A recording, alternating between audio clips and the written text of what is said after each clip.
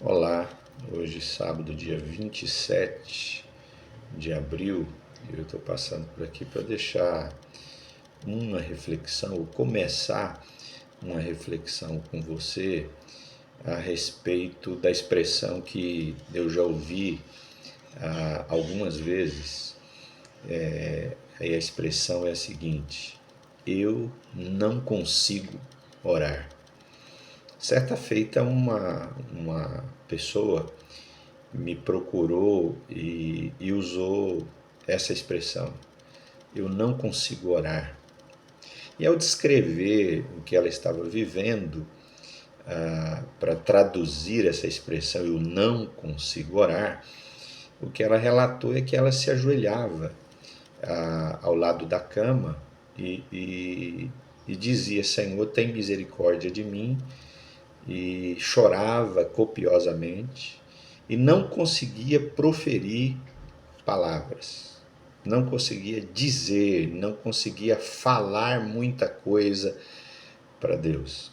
Será que a oração precisa necessariamente ser carregada de fala da nossa parte?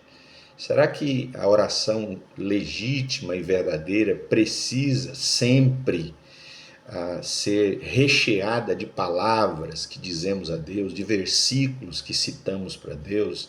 Será que isso é orar de verdade? Essa expressão eu não consigo orar, o que ela revela? Quando alguém chega a esse discernimento, porque isso é um tipo de discernimento, um tipo de compreensão, de percepção. E quando alguém percebe, discerne o que está vivendo, ou o que não mais está vivendo, ao dizer eu não consigo orar, existe alguma coisa de benéfica, de favorável, de abençoadora nesse tipo de experiência ou discernimento? É sobre essas coisas que eu quero refletir com você por alguns sábados, nas manhãs de sábado.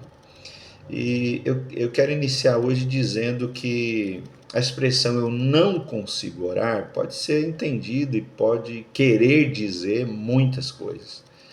Mas eu quero apresentar para você pelo menos três possibilidades. O que essa expressão pode significar. O que a expressão eu não consigo orar pode trazer por detrás de si. A primeira coisa é que essa expressão eu não consigo orar pode, na verdade, estar sendo vivenciada num contexto de, eu chamaria de uma espécie de conversão.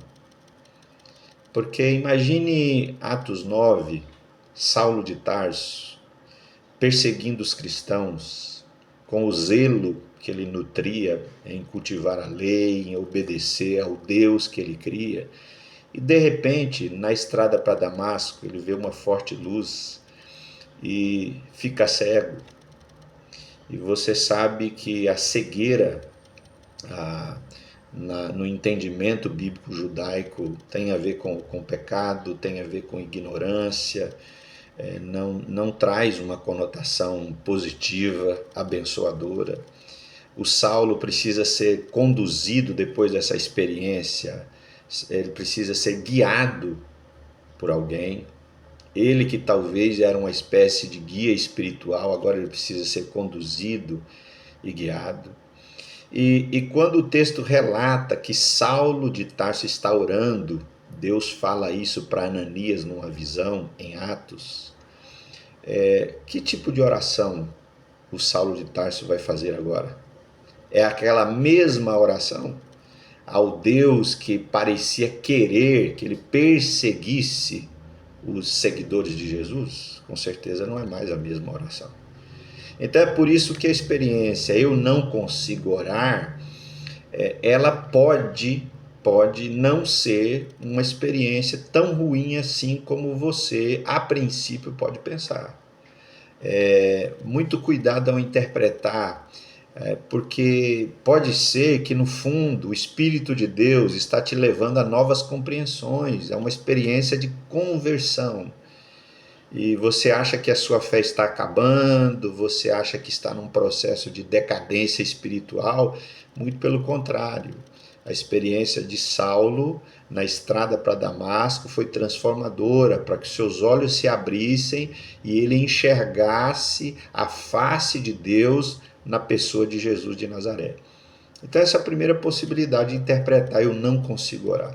A segunda, levando em conta o que Jesus ensinou em Mateus 6, quando ele diz: é impossível servir a dois senhores, você começa a honrar um, estimar um, e automaticamente você começa a desprezar, desvalorizar, aborrecer o outro. Então a experiência eu não consigo orar também pode ser entendida como uma vivência profunda na idolatria. É o momento em que outros deuses começam a ocupar o nosso coração e o nosso prazer, a nossa alegria, a nossa devoção ao Deus de nosso Senhor Jesus Cristo vai sendo mexida, abalada, esfriada. Esse pode ser um entendimento da expressão eu não consigo orar. Agora, existe uma compreensão,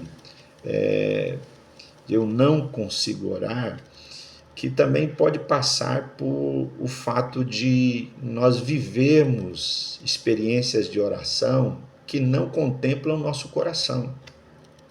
Às vezes eu não consigo orar porque as nossas orações se tornaram também meio que automáticas.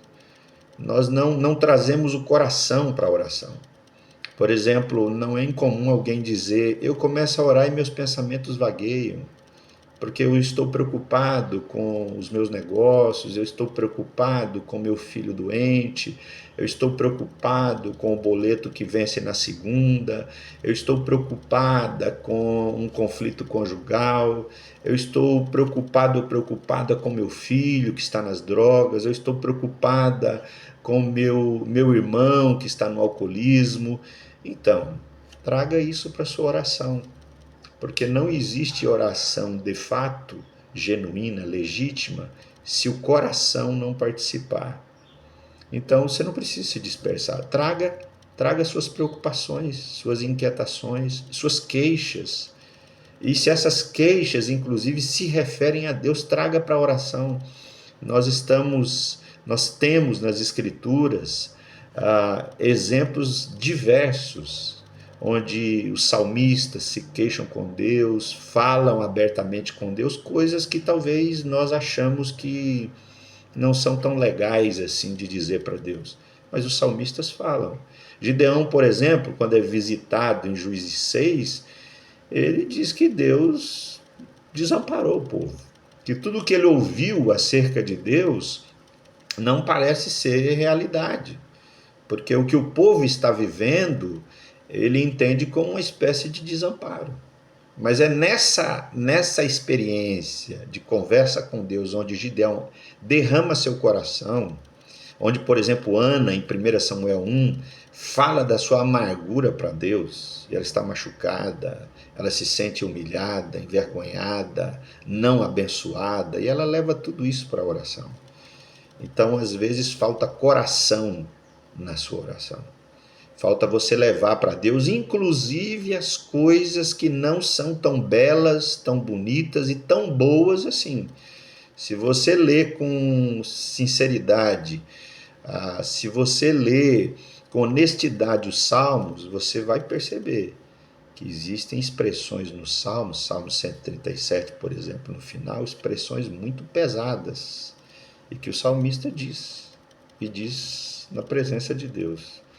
A minha oração é que eu e você, nós percebamos e tenhamos esse discernimento, essa vivência, que às vezes a experiência do eu não consigo orar pode, por exemplo, ser o inverso do que disse o jovem rico para Jesus em Lucas 18, se não me falha a memória, quando ele disse assim: tudo isso eu tenho observado, tudo isso eu tenho feito, tudo isso eu consigo praticar, tudo isso eu consigo cumprir.